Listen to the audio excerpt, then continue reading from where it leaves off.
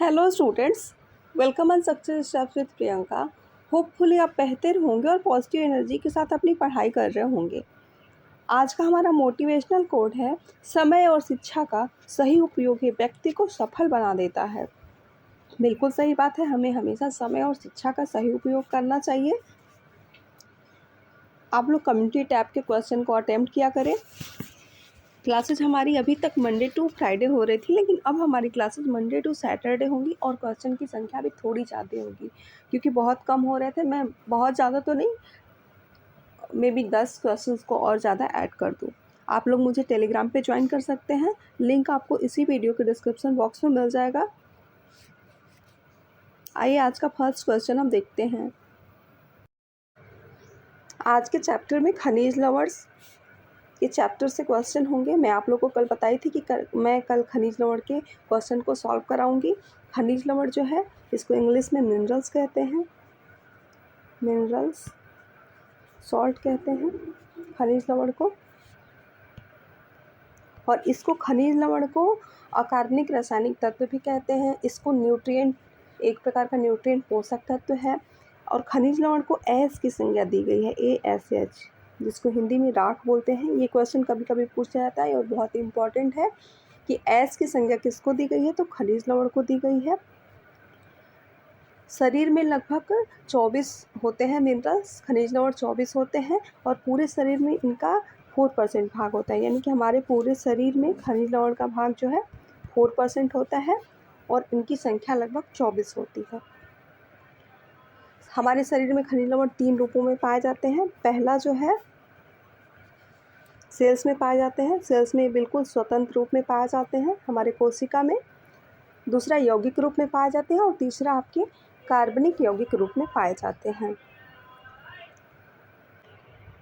बात करेंगे हम खनिज लवण के वर्गीकरण की, क्लासिफिकेशन की, तो 2 प्रकार के इनका वर्गीकरण किया गया है, मुख्य खनिज तत्व और गौण खनिज तत्व। मुख्य खनिज तत्व को मैक्रो मिनरल्स एलिमेंट्स के नाम से जानते हैं और इसको मेजर मिनरल एलिमेंट्स के नाम से भी हम जानते हैं मुख्य खनिज तत्व को। और गौण खनिज तत्व को ट्रेस मिनरल्स के नाम से जानते हैं और माइक्रो मिनरल्स एलिमेंट्स के नाम से हम जानते हैं। ये क्वेश्चन कभी कभी पूछ लेता है ट्रेस मिनरल्स वाला, तो इसको हम ध्यान रखेंगे। बाकी जैसे जैसे क्वेश्चन आता जाएगा मैं आप लोग को डिस्क्राइब करते जाऊंगी, क्लियर करते जाऊंगी। आपको जहाँ भी डाउट रहेगा आप कमेंट कर दीजिएगा, मैं उसको नेक्स्ट वीडियो में ज़रूर लेने का कोशिश करूँगी। कैल्शियम अवशोषण के अवरोध के निम्नलिखित कारक कौन से हैं? यानी कि कैल्शियम के बॉडी में एब्जॉर्प्शन को होने में बाधा उत्पन्न करने में कौन कौन सा कारक है? क्या ऑक्सैलिक अम्ल है, प्रोटीन है, कैफीन है, फैटिक अम्ल है और लैक्टोज है। तो कैल्शियम के अवशोषण में जो बाधा उत्पन्न करते हैं वो ऑक्सैलिक अम्ल होता है। प्रोटीन से किसी भी प्रकार की बाधा नहीं पहुंचती, कैफीन से भी बाधा पहुंचती है कैल्शियम के अवशोषण में बॉडी के, फैटिक अम्ल से भी, लेकिन लैक्टोज से कोई दिक्कत नहीं होती है। तो इस तरह से हम कूट में देखें कि A, C और D किस में सही है। हम देख लेते हैं A और C, D किस ऑप्शंस में दिया हुआ है। A ऑप्शन A, B और C की बात कर रहा है,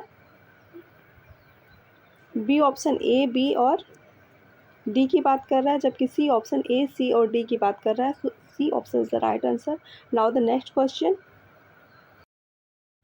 पोटेशियम की प्लाज्मा सांद्रता है, पोटेशियम की प्लाज्मा सांद्रता आपके 1.2 से 5.0 mEg/1 होती है। So C option is the right answer. Now the next question. Iodised के 10 ग्राम से dot dot dot UG iodine मिलता है। तो आयोडाइज्ड के 10 ग्राम से 120 यूजी आयोडीन मिलता है। So D option is the right answer. और एक वयस्क व्यक्ति में 26 ग्राम वजन की थायराइड ग्रंथि होती है और उसमें आयोडीन की कुल मात्रा आपकी 10 मिलीग्राम होती है। इसकी कमी से क्या होता है? कलकंड, घेंगा रोग होता है, ये सबको पता है। Now the next question. वह युक्ति जो सोडियम, पोटेशियम और कैल्शियम जैसे कुछ धातु आयनों की सांद्रता को निर्धारित करने के लिए जैव रसायन विश्लेषण में प्रयुक्त होती है, कौन सी युक्ति है? क्या फोटो इलेक्ट्रिक फ्लेम फोटोमीटर है, बी है फ्लोरेंस स्पेक्ट्रोस्कोपी, सी है फोटोमीटर और डी ऑप्शन है उक्त में से कोई नहीं। तो इसमें से कोई भी ऐसी युक्ति जो है नहीं है जो सोडियम, पोटेशियम और कैल्शियम जैसे धातु आयनों की क्षमता को निर्धारित करते हैं। तो डी ऑप्शन इसमें राइट हो जाएगा। विटामिन ए की कमी से निम्नलिखित में से कौन सा रोग जो है नहीं होता है? रात्रि आंध्रता विटामिन ए की कमी से होता है, आँख आना भी होता है विटामिन ए की कमी से, केराटोमलेशिया भी होता है, लेकिन कीटोसिस आँख आने की कीटोसिस जो है विटामिन ए की कमी से नहीं होता है। कीटोसिस बेसिकली तब होता है जब व्यक्ति के बॉडी में कार्बोहाइड्रेट की कमी हो जाती है और बॉडी जो है कीटोन्स से ऊर्जा प्राप्त करने लगती है, तब कीटोसिस हो जाता है। तो ये विटामिन ए की कमी से होने वाला रोग नहीं है। अगर सेशन पसंद आ रहा होगा आपको तो वीडियो को लाइक कर दीजिएगा, चैनल को सब्सक्राइब कर लीजिएगा, जिससे कि आप आने वाले समय में यूथ प्रैक्टिस को ईजिली सॉल्व कर पाए। विटामिन सी का सबसे अच्छा स्रोत है, विटामिन सी का सबसे अच्छा सोर्स क्या है? संतरे, पत्ता गोभी, आंवला, स्प्राउट। तो विटामिन सी का रिच सोर्स जो है आंवला होता है। C option the right answer. कुछ स्टूडेंट्स का कमेंट है कि मैम शिल्पी को भी करा दीजिए, तो मैं बिल्कुल कोशिश करूँगी कि यूथ कंप्लीट हो जाए या बीच में ही कभी देख के मैं शिल्पी को कराती हूँ। और बहुत सारे स्टूडेंट बोले थे कि टेक्सटाइल के क्वेश्चन कराएं, तो मैं देख रही हूँ वीक में कुछ दिन न्यूट्रिशन की और कुछ दिन टेक्सटाइल के कर रही हूँ, या फिर बिल्कुल ही बंद कर देती हूँ, मैं टेक्सटाइल का ही कराती हूँ। जैसा आपको लगे मुझे कमेंट बॉक्स में कमेंट करके बता दीजिएगा कि अभी मैं न्यूट्रिशन को कंटिन्यू रखूँ या फिर टेक्सटाइल को कंटिन्यू करूँ। अगर आप लोग बोलेंगे कि टेक्सटाइल की कराइए तो मैं अभी न्यूट्रिशन को बंद करके टेक्सटाइल के कराने लगूंगी, और जब टेक्सटाइल का क्वेश्चन जो है यूथ की प्रैक्टिस के फिनिश्ड हो जाएंगे फिर मैं न्यूट्रिशन के क्वेश्चंस को वहीं से कंटिन्यू कर दूंगी जहां से मैंने छोड़ा है। आइए हम देखते हैं। जस्ता डॉट डॉट डॉट के लिए आवश्यक है। जिंक किसके लिए आवश्यक है? कोशिका विभाजन के लिए, वृद्धि के लिए, प्रतिरक्षा प्रणाली के लिए, उक्त सभी। तो जिंक आपकी ग्रोथ के लिए जो है आवश्यक है, ग्रोथ और डेवलपमेंट के लिए जिंक बहुत ही आवश्यक है। क्वेश्चन नंबर 8 है, सूक्ष्म तत्वों का एक उदाहरण है। सूक्ष्म तत्वों का क्या उदाहरण है? तांबा, जल, रक्त, लार। तो सूक्ष्म तत्वों का आपके तांबा उदाहरण है। दूसरा देखेंगे हम, अधिकांश अक्षांशों पर लंबे समय तक रहने से गहन डॉट डॉट डॉट हो सकता है। क्या हो सकता है? पोटेशियम और जल पुनः प्राप्ति। बी कह रहा है लवण और जल पुनः प्राप्ति। सी ऑप्शन कह रहा है लौह और जल पुनः प्राप्ति। और डी कह रहा है आयोडीन और जल पुनः प्राप्ति। तो अधिकांश अक्षांशों पर लंबे समय तक रहने पे लवण और जल पुनः प्राप्ति हो सकता है। So B option the right answer. Magnesium dot dot dot हेतु महत्वपूर्ण है। किसके हेतु महत्वपूर्ण है? हड्डी बनने। बी कह रहा है अंग सुरक्षा। सी कह रहा है जल पुनः प्राप्ति। और डी कह रहा है बॉवेल गति। तो मैग्नीशियम जो है हड्डी बनने हेतु इम्पॉर्टेंट होता है। मैग्नीशियम हमारे बोन्स में कार्बोनेट एवं फॉस्फेट के रूप में उपस्थित रहता है। Now the next question, osteoporosis होनी आयु संबंधित परिवर्तन हो सकता है डॉट डॉट के कारण। तो ऑस्टियोपोरोसिस होने के आयु संबंधित परिवर्तन क्या हो सकता है? बढ़ा हुआ एस्ट्रोजन। बी कह रहा है घटा हुआ एस्ट्रोजन उत्पादन। सी कह रहा है बढ़ा हुआ कैल्शियम अवशोषण। और डी कह रहा है बढ़ा हुआ विटामिन सी का ग्रहण। तो ऑस्टियोपोरोसिस जो है ज़्यादा उम्र हो जाती है तब होता है व्यक्ति को, और ये इसलिए होता है क्योंकि बॉडी में घटा हुआ एस्ट्रोजन जो है, एस्ट्रोजन का उत्पादन जो है बॉडी में कम हो जाता है, तब जाके ऑस्टियोपोरोसिस हो जाता है। ये बुढ़ापे में होने वाली बीमारी है। दूसरा हम देखेंगे, जख्म भरने में निम्नलिखित तत्व शामिल है। घाव भरने में कौन सा तत्व जो है हेल्प करता है? कैल्शियम, सोडियम, जस्ता। डी कह रहा है मैग्नीशियम। तो जब भी जख्म भरने की बात हो रही है तो उसमें जस्ता जो है काफ़ी हेल्प करता है। और विटामिन की बात करें तो विटामिन सी हेल्प करता है घाव को भरने में, क्योंकि जस्ता जो है हमारे टिश्यूज के कोलेजन जो एब्जॉर्प्शन की क्षमता होती है उससे बढ़ जाती है जिंक से, इसलिए जस्ता जो है जख्म को भरने में हेल्प करता है। दूसरा हम देखेंगे, चूने वाला पान खाने से डॉट डॉट डॉट का ग्रहण अधिक होता है। अगर चूने वाला पान कोई व्यक्ति खाता है तो उससे किसका ग्रहण अधिक होगा? कैल्शियम का ग्रहण जो है अधिक होता है। और शरीर में हमारे अदर मिनरल्स की कंपेयर में कैल्शियम की मात्रा सबसे अधिक होती है। हमारे शरीर में जो है मैंने आप सबको बताया था स्टार्टिंग में कि 4% भाग जो है खनिज लवणों का होता है, जिनमें से लगभग आधा यानी 4% का आधा 2% भाग आपका कैल्शियम का ही होता है। दूसरा हम देखेंगे क्वेश्चन, आयोडीन की कमी से होने वाला रोग क्या है? आयोडीन की कमी से होने वाला रक्तवृद्धि है, बेरी है, ऑस्टियोपोरोसिस है और डी कह रहा है ग्वाइटर है। तो आयोडीन की कमी से आपका ग्वाइटर होगा, क्योंकि बेरी विटामिन बी की कमी से होता है, ऑस्टियोपोरोसिस आपके कैल्शियम की कमी से होगा, और रतौंधी विटामिन डी की कमी से भी होता है, और रतौंधी विटामिन ए की कमी से होगा। So D option is the right answer. Now the next question, मानव शरीर में जिंक का मुख्य कार्य क्या है? इसमें जिंक का कार्य पूछ रहा है, आपके जस्ते का वर्क पूछ रहा है, हीमोग्लोबिन का निर्माण करता है, डीएनए और आरएनए का संश्लेषण करता है, दृष्टि में हेल्प करता है, या हड्डियों के स्वास्थ्य को बनाए रखता है। तो मानव शरीर में जिंक का मेन वर्क होता है डीएनए और आरएनए का संश्लेषण करना। B option the right answer. आयोडीन खाने से डॉट डॉट डॉट से बचाव मिलता है, तो आयोडीन खाने से गलगंड से बचाव मिलता है। D option the right answer. Calcium के महत्वपूर्ण कार्य हैं, कैल्शियम के इम्पॉर्टेंट वर्क क्या है? हड्डियों की संरचना, न्यूरोमस्कुलर उत्तेजना, रक्त जमाना, झिल्ली मेम्ब्रेन की पारगम्यता, द्रव संक्रमण, ऑस्मोटिक संतुलन बनाना। तो कैल्शियम का मेन वर्क जो है हड्डियों की संरचना करना तो है ही, न्यूरोमस्कुलर उत्तेजना भी करता है, रक्त को जमाने का भी कार्य करता है, खनिज लवण विटामिन के करता है, और खनिज लवण जो है कैल्शियम करता है रक्त को जमाने का कार्य। तो अगर विटामिन पूछे तो के, और खनिज लवण पूछे तो कैल्शियम।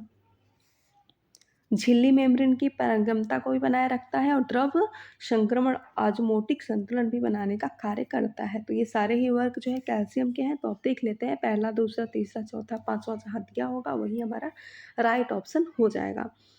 तो देख लेते हैं, ए ऑप्शन पहले और चौथे की बात कर रहा है, बी ऑप्शन पहले, दूसरे, तीसरे और चौथे की बात कर रहा है। So B option is the right answer. Now the next question, iodine युक्त नमक में डॉट डॉट डॉट प्रबलीकरण फोर्टिफिकेशन प्रयोग होता है। आयोडीन युक्त नमक में और क्या मिलाया जाता है? सोडियम आयोडाइड, पोटेशियम आयोडेट, सी कह रहा है सोडियम आयोडेट, और डी ऑप्शन कह रहा है पोटेशियम आयोडेट। तो आयोडीन युक्त नमक में जो है फोर्टिफिकेशन होता है पोटेशियम आयोडेट का। B option is the right answer. Statement है, आयोडीन का अत्यधिक अंतर्ग्रहण या सेवन नुकसान कर सकता है, और इसका रीजन कह रहा है अतिरिक्त आयोडीन थायरोक्सिन हार्मोन्स के संश्लेषण में अवरोध करता है। तो हम सबसे ज़्यादा अगर आयोडीन लेंगे, नमक लेंगे सबसे ज़्यादा, तो हमारे बॉडी को नुकसान कर सकता है, ये तो सही है। और अतिरिक्त आयोडीन थायराइड हार्मोन्स के संश्लेषण में अवरोध करता है, ये भी बात सही है कि ज़्यादा अगर आयोडीन की मात्रा हमारे बॉडी में हो जाती है तो थायराइड हार्मोन्स के एब्जॉर्प्शन में जो है बाधा उत्पन्न करता है, जिससे हमें उच्च रक्तचाप की समस्या हो सकती है और कई भी समस्याएं हो सकती हैं। तो इसका राइट ऑप्शन क्या जाएगा? क्योंकि ये दोनों ही सही है तो हम देख लेंगे दोनों सही की बात कौन सा ऑप्शन कर रहा है। आइए कोड को चेक करते हैं। ए ऑप्शन कह रहा है ए तथा आर दोनों सही है, आर सही स्पष्टीकरण है, तो बिल्कुल बात सही है। So A option is the right answer. Now the next question, शरीर में लोहे के अवशोषण में बाधा डालने वाले कारक निम्न हैं। लोहे के एब्जॉर्प्शन में, आयरन के एब्जॉर्प्शन में बॉडी में कौन कौन से तत्व जो है हानि करते हैं, बाधा पहुंचाते हैं? क्या आमाशय में अम्ल तत्व की कमी, एस्कॉर्बिक एसिड, पशुजन्य प्रोटीन और फाइटिक एसिड, या टेनिस? तो आमाशय में अम्ल तत्व की अगर कमी हो जाएगी तब भी लोहे के एब्जॉर्प्शन में जो है बाधा उत्पन्न होगी। एस्कॉर्बिक एसिड विटामिन सी तो हेल्प करता है, तो ये नहीं होगा। पशुजन्य प्रोटीन भी हेल्प करता है। फाइटिक एसिड बाधा उत्पन्न करेगा, और टेनिन्स भी बाधा उत्पन्न करेगा। तो हम देख लेंगे कि पहला, चौथा और पांचवा किस ऑप्शन में दिया हुआ है, वो ऑप्शन हमारा सही हो जाएगा। तो पहला, चौथा और पांचवा की बात जो है आपका ए ऑप्शन ही कर रहा है। So A option is the right answer. दूसरा हम देखेंगे, आयोडीन की कमी से होने वाले लक्षण निम्नलिखित हैं। आयोडीन की कमी से क्या क्या हो जाएगा? अगर आयोडीन की बॉडी में डिफिशियंसी हो जाएगी तो क्या होगा? मानसिक दुर्बलता, क्रेटिनिज्म, टेटेनी, हाइपोथायराइड और डर्मेटाइटिस।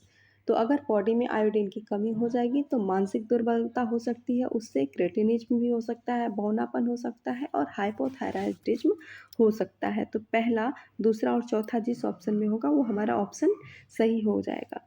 तो पहला तो पहले, दूसरे और पांचवें की बात कर रहा है, तो ये गलत हो गया। बी ऑप्शन आपका पहला, दूसरा और चौथे की बात कर रहा है, इसलिए बी ऑप्शन हमारा राइट आंसर हो जाएगा। पोटेशियम परमैंगनेट के प्रयोग के बाद भूरे धब्बे को छुटाने के लिए निम्नलिखित में से कौन से अभिकर्म इस्तेमाल किए जा सकते हैं? अगर पोटेशियम परमैंगनेट के प्रयोग के बाद अगर भूरे रंग के धब्बे पड़ जाते हैं, दाग पड़ जाते हैं, तो उसको छुटाने के लिए क्या करना हो, किसका हम प्रयोग कर सकते हैं? क्या नींबू के नमक का, एसिटिक अम्ल का, ऑलिक अम्ल का, और 4 कह रहा है ऑक्सैलिक अम्ल का। तो पोटेशियम परमैंगनेट के धब्बे को छुड़ाने के लिए हम भूरे धब्बे को उसके छुड़ाने के लिए हम नींबू के नमक और ऑक्सैलिक अम्ल का प्रयोग करते हैं। तो पहला और चौथा जिसमें दिया होगा वो ऑप्शन सही होगा। तो ए ऑप्शन ए और दो की पहले और दूसरे की बात कर रहा है, बी ऑप्शन आपके पहले और चौथे की बात कर रहा है। So B option is the right answer. Now the next question. सूची फर्स्ट में दिए गए परीक्षणों को सूची सेकंड में दिए गए उनके रासायनिक यौगिक से मिलाएं। फैलिंग्स परीक्षण किससे संबंधित है?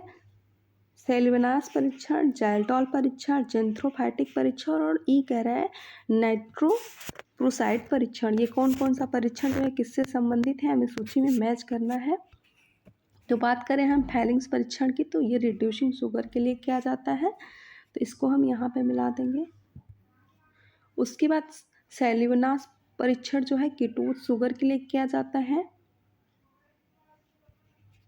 ज़ैल्टॉल परीक्षण हमेशा नाइट्रोजन के लिए किया जाता है। जेंथ्रोफाइटिक परीक्षण एरोमेटिक एमिनो एसिड के लिए होता है।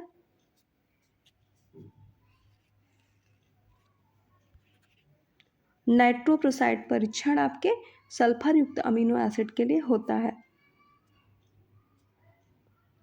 सातवें में इस तरह से जो हमारा ऑप्शन बना है वो बना है पांचवा, तीसरा, पहला, चौथा और सातवां। तो हम देख लेते हैं पांचवा, तीसरा, पहला, चौथा और सातवें की बात कूट में कौन सा ऑप्शन कर रहा है। आइए मैं कूट को दिखाती हूँ आपको।